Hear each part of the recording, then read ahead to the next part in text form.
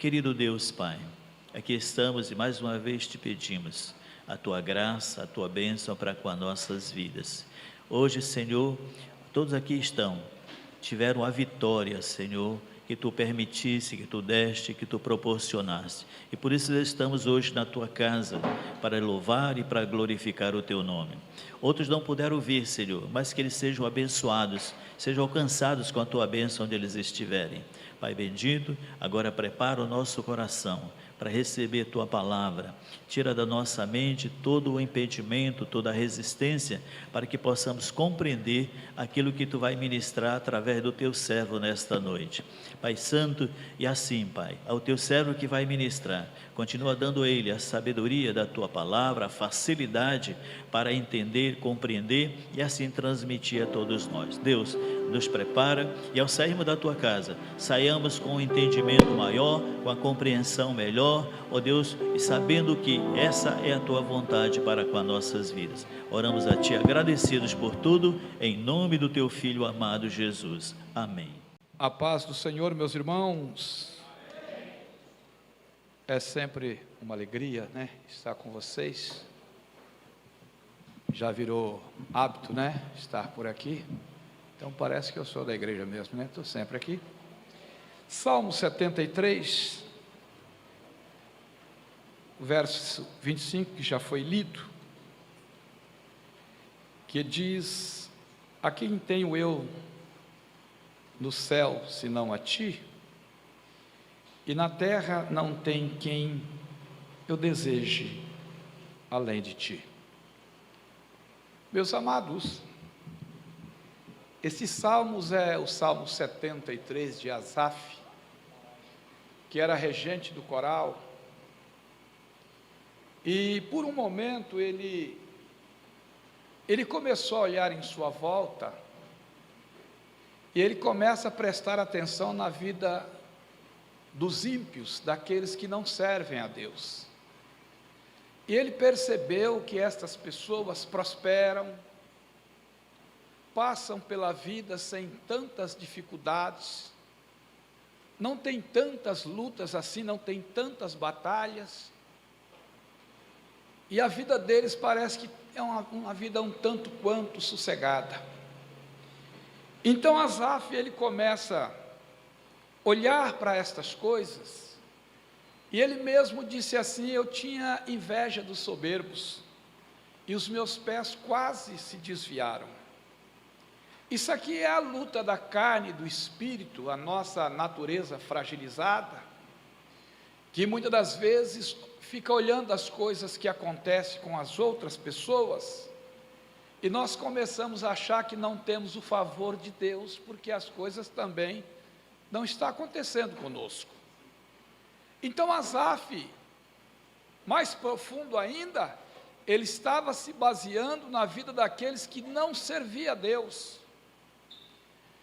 E a Bíblia diz, ele mesmo dizendo nesses salmos: então eu entrei no templo, no santuário, e eu prestei atenção e fui ver qual era o fim deles. Então ele percebe o seguinte, que ele tinha uma riqueza na vida dele que o ímpio não tinha. E aí ele se expressa nesse salmo que nós lemos aqui, e ele diz assim: o que é que eu tenho no céu melhor que não seja a ti? E na terra, tem alguma coisa que eu desejo que não seja o Senhor? Aí eu começo a pensar o seguinte: o que é que nós desejamos tanto nesta vida? Quais são os nossos projetos, nossos planos e os nossos sonhos? Porque hoje nós vivemos um tempo tão complicado, que as pessoas são valorizadas por aquilo que eles possuem. As pessoas valorizam mais o ter do que o ser. E eu disse isso no sábado lá no congresso, e vou repetir, que Deus está mais interessado naquilo que nós somos do que naquilo que nós fazemos. E esse Asaf, ele talvez não entendeu. O próprio rei Salomão, ele disse algo interessante. Ele disse assim: há ímpios que prosperam na sua prosperidade, e há justo que perece na sua justiça. Ele disse assim, olha, Salomão em Eclesiastes, ele fala, eu vi servos que andavam de cavalo como se fossem príncipes, e vi príncipes andando a pé como se fossem escravos. E Salomão disse, tudo isso é vaidade, porque na verdade não é isso que faz a diferença na vida de ninguém. Jesus diz que a vida de um homem não consiste nos bens que ele possui, porque quando nós estamos apegados às coisas desta terra, pode ter certeza que Deus vai estar sempre em segundo plano na nossa vida. Quando eu leio Salmos 16, e é bom ler para não errar, Davi, no verso de número 2, ele diz assim, a minha alma disse ao Senhor, tu és o meu Senhor, não tenho outro bem além de ti. Davi dizendo, Senhor, tu és a minha maior riqueza, tu és tudo que eu tenho. Porque lá no Salmo 51, quando Davi cometeu aqueles 2 erros que marcou a sua vida para sempre, que foi um adultério e depois aquele homicídio, na verdade ele foi um mandante, ele não matou, mas mandou, é criminoso do mesmo jeito. Mas quando ele vai conversar com Deus, e ele se joga nas mãos de Deus, e ele começa a pedir uma outra oportunidade, ele diz assim, renova em mim um espírito reto, não me lances da tua presença, não retire de mim o teu Espírito Santo, torna-me dar a alegria da minha salvação. Ele podia dizer assim, Deus, eu não quero voltar a viver aquela vida medíocre que eu vivia de pastorzinho de ovelha, hoje eu sou um homem poderoso, eu queria voltar lá, sentar no trono, continuar com a coroa, continuar com um bastão na mão, continuar mandando, desmandando. Mas Davi, no momento da crise, ele percebeu uma coisa, ele estava querendo dizer para Deus o seguinte, olha, nada mais importa na minha vida, pouco me importa riqueza, poder, trono, autoridade, eu estou pouco preocupado com isso. Eu quero de volta, eu quero estar na sua presença, eu quero continuar com o teu Espírito Santo, e quero continuar tendo a alegria de ser salvo. Quem teria coragem de fazer uma oração dessa? De mudar o seu padrão de vida de uma hora para outra? Por causa de um equívoco, de um erro que acontece na sua vida.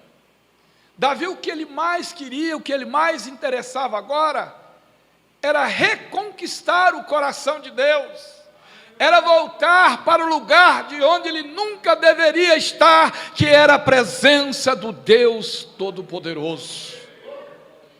E quando eu falo dessa questão de as pessoas serem julgadas por aquilo que elas possuem, eu começo a pensar em João Batista.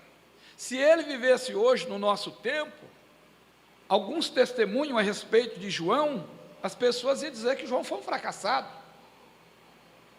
um homem do ministério curto, falou demais, perdeu a cabeça, porque João, no momento de crise da vida dele, ele ficou preocupado, ele entrou em parafuso como Asaf também, a carne e o espírito começou a lutar, e ele ficou pensando que Jesus não era o Messias, e ele mandou alguém lá perguntar. João mandou perguntar para o Senhor, se tu és o Messias ou temos que esperar outro. Jesus, é claro, podia dizer, falar para João o que está acontecendo com ele, qual é o problema de João? Sabe por que está na cadeia agora, está morrendo, está apavorado, está desviando? João é meu primo, ele nasceu 6 meses antes de mim. Quando a minha mãe foi na casa dele e saudou a mãe dele, ele saltou no ventre cheio de Espírito Santo. Agora, no momento de crise, João está com essas perguntas bobas. João pregou a meu respeito, que eu batizaria com o Espírito Santo e com fogo, que eu era de cima. Agora João vem com um papo desse. O que está acontecendo com João? Mas Jesus não falou nada disso, não. Ele deu uma resposta muito simples. Ele disse, olha, diga para João que os mudos falam, os cegos vê, o paralítico anda, e aos pobres é anunciado o Evangelho. O mensageiro voltou para dar notícia, Jesus começa a dizer às turbas: o que foste ver? Um homem vestido de linho? Ele disse: não, de jeito nenhum. Os homens vestidos de linho estão nos palácios. E o que foste ver então? Uma cana agitada pelo vento? Não, a cana agitada pelo vento, irmão, ela vai para onde o vento sopra. Mas ele foi visitar um homem firme, robusto, convicto na tua palavra, um homem que sabia o que queria, um homem que tinha um ministério e valorizava a sua chamada. Era um homem forte, verdadeiramente homem, que Jesus foi visitar. O que foste ver? Foi um profeta? Jesus disse: mais do que um profeta, eu fui ver. Este é aquele que está escrito: voz do que clama no deserto, aquele que veio preparar o caminho do Senhor. E olhou para os discípulos e disse: olha, dentre os nascidos de mulher, nunca houve um homem como João. Nunca houve. João nunca escreveu um livro, João nunca fez um milagre, João não casou, não deixou herança, não deixou descendente, nasceu pobre, viveu pobre, morreu pobre. A comida dele era mel silvestre, gafanhoto. A sua roupa, a sua indumentária era um couro de animal. João morreu, mas o testemunho dele ainda fala aos nossos corações até hoje. Bendito seja Deus. Irmão, não se preocupe com o que falam de você. O que importa é o que você é diante do Deus Todo-Poderoso. Aleluia! Quando eu olho para os homens da Bíblia, irmão, eu fico pensando, como estes homens viveram? Esses homens, talvez, eles não conseguiriam viver no tempo que a gente vive. Por exemplo, Moisés. Moisés nasceu num tempo de crise, quando era proibido criança do sexo masculino nascer. Era nascer e as parteiras pegar, quebrar o pescoço e jogar no rio. E foi no meio dessa turbulência que Moisés nasceu. A mãe esconde ele por 3 meses, a tentar salvar o filho. Depois a filha de Faraó acabou achando Moisés lá no rio Nilo. Ele vai para o palácio, lá é tratado, é criado, cresceu com bons costumes, se formou, se tornou um grande homem. Mas aí você vai ler a carta aos Hebreus, no capítulo 11, a partir do verso 24, a Bíblia diz: Moisés, pela fé, sendo já grande, negou ser chamado filho da filha de Faraó. Ele preferiu ser maltratado com os seus irmãos do que por um pouco de tempo ter o gozo do pecado. Quem é que abre mão do palácio para viver aquela vida que os seus irmãos viviam? Quem é que abre mão do luxo para viver um projeto que parece que não vai dar em nada? Precisa de fé, coragem, convicção e acreditar piamente no Deus Todo-Poderoso. Se não tiver, não consegue levar o seu propósito adiante. E Moisés teve essa coragem. Talvez alguém dissesse: mas tu é tonto mesmo, hein, cara? Uma chance dessa, uma oportunidade dessa de mudar de vida, e você abriu mão. Eu sempre digo uma coisa, que ministério não é emprego, ministério é sacrifício. Ministério é abrir mão de muitas coisas para viver o projeto de Deus. Vocês se lembram de Paulo? Quem era Paulo? Fariseu, criado aos pés de Gamaliel, um grande sábio, inteligente, profundo, mentor intelectual do cristianismo. O homem era tão enjoado que ninguém evangelizou ele. Quem ganhou Paulo para Jesus foi o próprio Jesus. Jesus ganhou Paulo para Jesus. E esse camarada, quando Jesus mandou uma mensagem dizendo para alguém que era para orar por Paulo e tal, alguém disse assim: mas rapaz, ele é matador, essas coisas e tal. Não, ele é para mim um vaso escolhido, ele vai padecer muito por causa do meu nome. Já na primeira mensagem ele teve que descer num cesto, porque os irmãos acharam que ele estava enganando, mentindo, teve que sair, fugido. E este Paulo, Um certo dia, depois de muitos anos que não ia a Jerusalém, ele resolveu ir. Ele resolve ir a Jerusalém, aí fez uma reunião com os irmãos, conversou com todo mundo. Aí de repente um profeta lá que pega seu cinto assim na mão e disse: o dono desse cinto aqui, ó, vai para Jerusalém, vai apanhar, vai sofrer, vai ser preso, vai ser açoitado, escarnecido, vai pagar um alto preço. Aí Paulo foi lá, pegou o cinto, colocou nos lombos, os irmãos começam a chorar. Aí Paulo disse: gente, por favor, vocês estão entristecendo o meu coração. Eu não estou disposto só a ser amarrado por causa de Jesus. Eu estou disposto a dar a minha vida por causa dele. Ele estava querendo dizer: esse caminho é um caminho sem volta. Esse caminho não dá para retroceder, não, eu vou para o propósito de Deus. Noutra parte ele diz assim: eu não tenho a minha vida como preciosa, conquanto que eu cumpra o ministério que me foi proposto. Paulo tinha convicção daquilo que ele abraçou. Ele disse um dia: ninguém me inquiete, porque trago no meu corpo as marcas do Senhor Jesus. E depois ele diz: a vida que eu vivo agora, eu vivo na fé do Filho de Deus. Quando ele recebe a sentença de morte, Paulo não fica com medo, apavorado, não, porque ele mesmo dizia: eu não sei se é melhor estar com vocês ou ir para o céu. Mas ele já tinha tido uma revelação que ele ia morrer. Mas Paulo, ele era tão convicto daquilo que ele abraçou, que ele não perdia a doçura nem diante da morte. Ele sabia que a morte para ele não era o fim, mas era simplesmente uma promoção para um lugar de tranquilidade, de descanso, onde ele ia ficar tranquilamente, porque Paulo não morreu tão velho assim como você pensa, não. E diz a tradição que quando Paulo foi decapitado por Nero, e foram os algozes, quando pegaram Paulo, disseram assim: põe a tua cabeça aqui. Foram amarrar a mão de Paulo para colocar ele na guilhotina.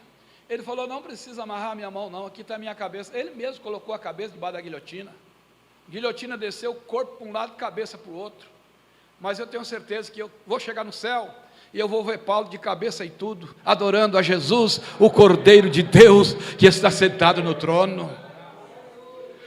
Aqui nesse Salmo 73, Asaf chega num ponto que ele diz assim, ele pensou que não valia a pena, dizia: olha, não vale a pena eu purificar minha vida e abrir mão de tudo. Você já chegou a pensar assim, que não vale a pena renunciar a tantas coisas desta vida? Eu tenho um cunhado que está desviado há muito tempo, que um dia ele falou isso para mim: ah, será que é verdade a gente renunciar tudo nessa vida para viver uma vida melhor e depois é tudo mentira? Hoje ele está para lá de Bagdá. Porque quem não tem convicção desse ministério, é melhor abrir mão mesmo, irmão. Porque Jesus, ele disse: quem quiser vir após mim, toma cada dia a sua cruz e siga-me. Ele não falou que aqui era melzinho na chupeta, não, que a igreja era colônia de férias, não, aqui é campo minado, aqui é guerra travada, é luta 24 horas com as hostes espirituais da maldade no lugar celestial.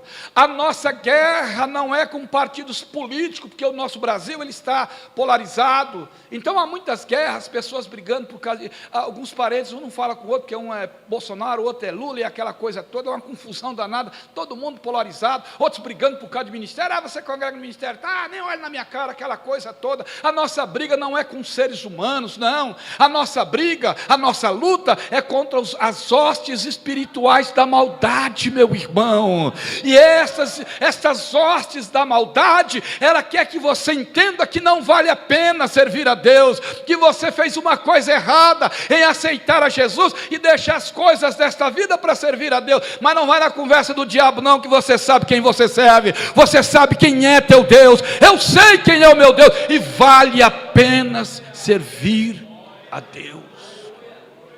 Vale a pena, compensa, irmão, servir a Deus com todo o coração, com toda a alma. E você viu que foi cantado aqui: celebrarei a ti com o meu viver. com a minha vida, é com a nossa vida. A nossa vida foi entregue nas mãos de Jesus, está na mão dele, como um sacrifício santo e agradável, para Jesus fazer da nossa vida o que ele bem entende. E quando a gente aceita Jesus, você está dizendo assim: Senhor, os meus caminhos não são mais os meus caminhos, mas são os seus. Porque no Salmo, no hino 432, a gente canta assim, né? Que os meus pés somente vão onde os santos possam ir. Olha aí. Quer dizer, a minha vida, ela está totalmente ao seu controle. Jesus disse isso para Pedro: Pedro, até hoje você se cingia para onde você queria, mas a partir de hoje a moleza acabou. Pedro, como era o Pedro mesmo, era muito do Pedro isso, ele olhou para João e falou assim: e ele? Que vai ser dele? Em outras palavras, Pedro, cuida da sua vida, deixa o João quieto, você vem e segue-me. Eu estou falando é com você agora, deixa o João lá. E se eu quero que ele fique vivo até que eu venha? É problema meu. Não está escrito assim, mas é mais ou menos isso. Agora você vem e segue-me. Senhor, por que fulano prospera e eu não? Deixa o fulano para lá. Você vem e segue-me. Por que dá tudo certo na vida de fulano e na minha dá tudo errado? Deixa o fulano, você vem e segue-me. Segue-me, o que eu tenho com fulano não é o que eu tenho com você não. Anda na minha presença e você vai ver o que eu tenho para fazer através da tua vida e na tua vida. Mas eu sei que é normal isso, é natural. A gente é ser humano. Tem hora que a gente entra em crise, sim. Em crise existencial. Davi, por exemplo, se você pegar o Salmo 55, nem parece que foi Davi que escreveu aquele salmo. Ele estava tão angustiado, tão chateado com as coisas que estavam acontecendo, ele disse assim: rapaz, se fosse um inimigo que tinha levantado o calcanhar contra mim, eu até entendia, mas era o meu igual, nós juntos, íamos para a casa de Deus, a gente praticava a palavra de Deus junto, e o cara me decepcionou. Aí no Salmo 55 ele diz assim: ah, se eu tivesse asas como pomba, eu voaria lá para o deserto e lá pernoitaria. Eu ia fugir da fúria do vento e da fúria da tempestade. Olha que crise. O cara queria um par de asas para voar no deserto. Fazer o que lá, irmão? O que tem no deserto? Nada. Só areia, gafanhoto, escorpião, serpentes, outros criminosos que iam se esconder lá. Era o pior lugar do mundo e Davi desejava ir para lá. Ele desejava, no momento de crise.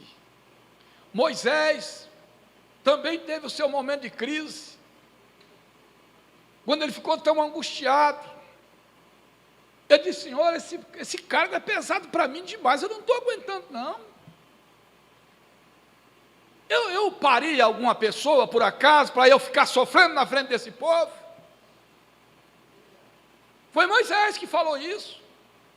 Ele chegou a dizer para Deus: risca o meu nome do teu livro. Já pensou o cara falar isso para Deus? É muita ousadia. É que Deus não leva em conta as coisas que a gente fala, porque tem hora que a gente fala cada absurdo, irmão, que Deus fala: não vou nem escutar isso aí, viu? É igual aqueles filhos que falam bobagem para a mãe fala: vou fingir que nem ouvi, tá? É mais ou menos Deus assim com a gente. Sabe por quê? Deus conhece a nossa estrutura e Ele sabe que nós somos pó. Ele sabe que você tem fragilidades. Mas quer um conselho? Continua acreditando. Continua acreditando. Porque eu tenho certeza que você não tem no céu coisa melhor do que Deus, e na terra não tem mais que você deseja que não seja o Deus Todo-Poderoso.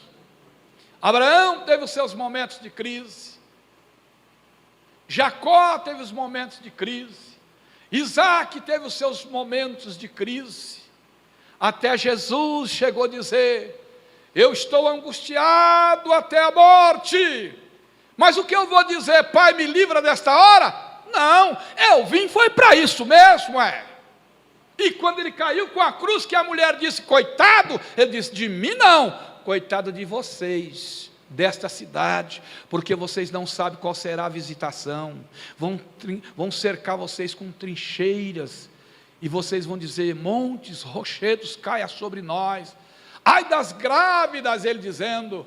Aí ele levantou, pegou a sua cruz, esvaindo em sangue, cambaleando, mas ele foi para o propósito, porque lá na cruz estava o nosso futuro, a nossa salvação, a nossa alegria, a nossa esperança, a nossa paz, tudo estava lá no Calvário, e era lá que ele tinha que chegar, e ele chegou para a glória do Deus Pai. Você vai conseguir, irmão, fica tranquilo.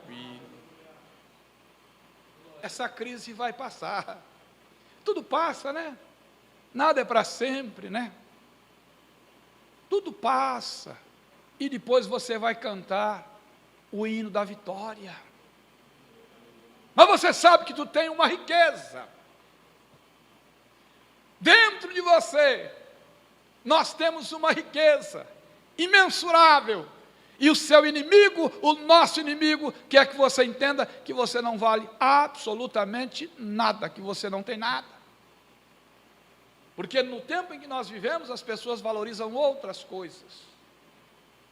Eu tenho uma chateação com esse negócio de show, porque quando eu falo num show, o centro das atenções no show é o cantor, é o pregador, as luzes da ribalta estão focadas no cantor, ele é a estrela, ele é o centro das atenções.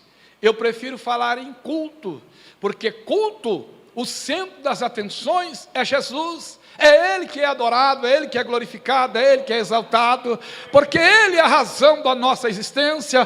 Paulo disse em Atos que por Ele nós nos movemos e existimos, Ele é a razão de nós estarmos aqui nesta noite. Então vamos tirar o show e vamos para a adoração, porque Jesus, Ele é o centro da nossa adoração. Nós adoramos a Jesus, nós não adoramos a homem. Nós fizemos pacto com alguém que morreu, mas que ressuscitou ao terceiro dia. E ainda disse, é-me dado todo o poder nos céus e também na terra. Nós fizemos pacto com alguém que é grande, que é poderoso. Ele anda com os grandes homens, mas anda comigo e com você, que somos pessoas humildes e simples. E Ele não faz diferença, porque nós somos diferentes. Um tem um poder aquisitivo mais do que o outro tem um pouquinho mais de estudo, mas diante de Deus nós somos todos iguais, não há diferença. Como Ele me ama, Ele ama você e ama todos nós. E quando você fracassar, que todo mundo dizer que você já era, Ele diz, levanta-te, resplandece, já vem a tua luz, a glória do Senhor está nascendo sobre a tua vida. Esse é o nosso Deus, vale a pena, irmão. Compensa viver esse propósito de Deus, vale a pena viver esse propósito. Tem hora que as coisas estão ruins, né? A doença bate na porta, a gente fala, oh Jesus, e agora? Esses dias um irmão falou assim para mim, crente não pode ter depressão não. Eu falei, por quê? Porque depressão é demônio. Eu falei, quem falou para você, rapaz? Se fosse assim, não precisa tomar remédio. Já viu tomar remédio para tirar demônio, irmão? Quer dizer que o pobre do irmão que é míope, ele está com demônio também.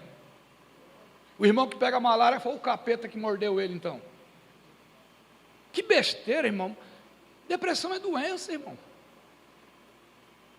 É doença, não é demônio, não. Eu não posso pensar isso.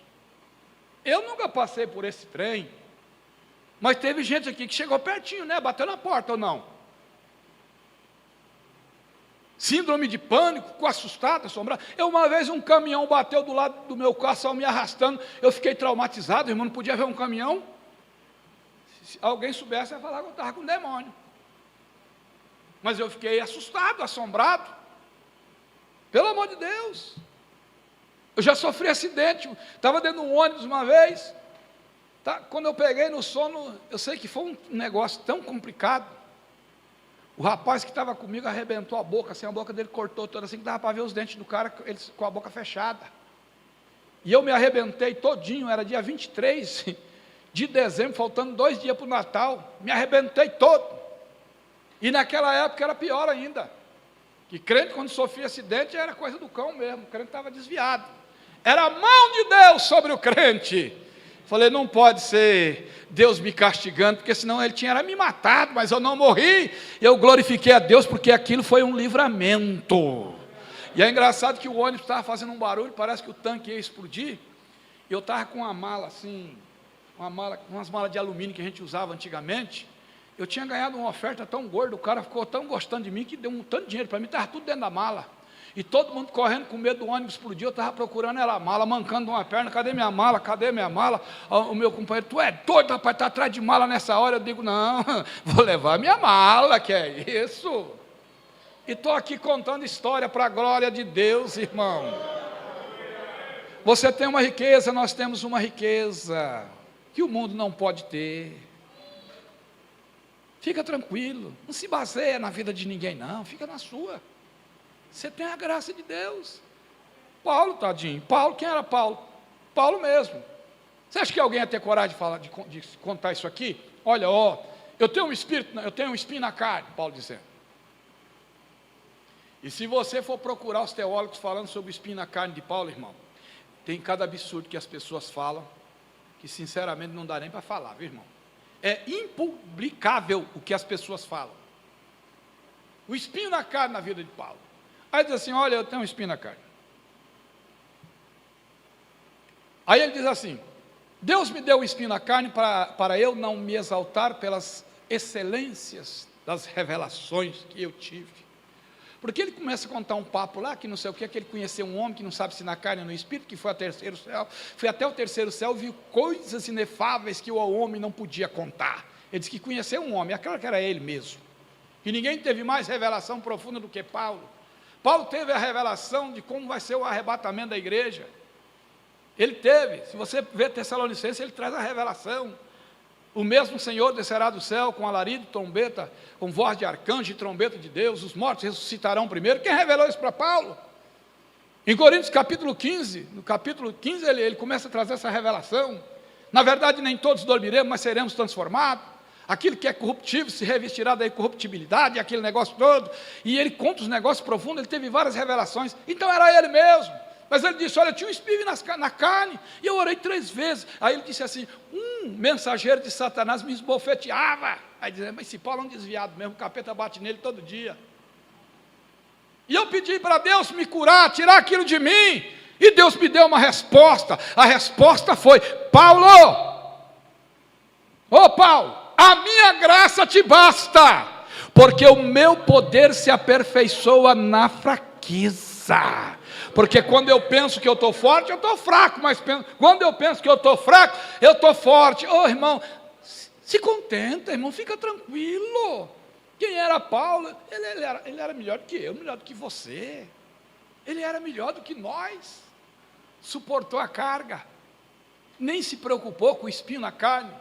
É claro que ele queria se livrar, mas quando Deus diz, a minha graça te basta, irmão, tem um hino muito antigo que a gente cantava, se as posições do mundo eu não posso alcançar, basta-me a graça do Senhor. A graça de Deus, irmão, ela basta na sua vida e ela basta na nossa vida. E vocês sabem que graça é favor imerecido, né? Ninguém está aqui porque era bonitão. Jesus olhou para você e falou, saradão, quero você lá na igreja, para enfeitar a minha igreja. Eu quero você com essa beleza lá enfeitando a minha igreja. Não. Ele olhou para você e te amou de graça. De graça. Porque é favor imerecido. Nós não merecíamos, mas aqui estamos. É claro que tem alguns que merecem, né? Que acham que merecem. Tem uns que acham que merece a graça de Deus, ele é tão importante que ele acha que ele é merecedor de toda. Irmão, nós não somos merecedor de absolutamente nada, se não fosse a misericórdia de Deus. Aí eu fico olhando, eu vejo Neemias, quando foi orar pelo seu povo lá, ele ora e fala, ele se inclui no meio do povo, ele não errou, mas ele se inclui. Daniel, ele vai orar e diz assim: Senhor, eu não estou aqui firmado nas minhas justiças, mas nas suas misericórdias que são infinitas. A maioria deles, quando iam orar, se colocava como o pior pecador, e se colocava no meio daqueles que estavam fazendo tudo errado, porque ele sabia que ninguém era merecedor, porque se não é a graça de Deus, meu irmão, então eu tenho certeza que a graça de Deus, ela basta na sua vida. Vamos ficar em pé? Vamos cantar, que dá tempo. O pastor me deu aqui até 8h30, dá tempo nós cantar e eu orar por vocês. Eu quero orar por vocês. Vamos ficar em pé? Eu quero orar por vocês. Aleluia. O poder não está na minha oração, o poder está em quem ouve. É Ele que ouve a nossa oração. Vem cá, irmão, você já está aí. Eu quero orar por você, para Deus nos ajudar. Nós precisamos da graça de Deus. Sem Ele a gente não vai a lugar nenhum, nós não conseguimos nos conduzir sem as mãos de Deus. Aleluia. Na nossa vida. Senhor, meu Deus e meu Pai, preguei a sua palavra nesta noite, Senhor. Tu és o motivo e a razão pela qual estamos reunidos aqui nesta noite. Viemos aqui para ouvir a tua palavra, ouvir a tua voz e adorar o seu nome, Senhor, que é digno de honra, de glória, de louvores. E fizemos para ti nesta noite um trono de louvores, ó Deus. Alcança esse teu filho, essa tua filha, que talvez em alguns momentos de crise, ó Pai, comece até a sentir-se uma desfavorecida, um desfavorecido, mas revela a sua graça e o seu poder mais uma vez, e vai tocando este coração e esta alma, Senhor. Vem trazendo unção, autoridade, ousadia. Coloca fé, esperança nos nossos corações, porque o Senhor é tudo, Senhor. O Senhor é a razão de nós estarmos aqui, levantando as nossas mãos e dizendo: ora vem, Senhor Jesus, nesse tempo tão difícil e complicado, onde as coisas se afunilam e nós entendemos que o arrebatamento está muito próximo. Renova a sua igreja, renova a sua igreja, meu Pai, renova a sua igreja nesta noite, enche a sua igreja do Espírito Santo. Oh, meu Deus, renova o teu filho, desanimado, desesperançado, sem alegria, sem ânimo, Senhor. Vai abençoando para a tua glória, em nome de Jesus.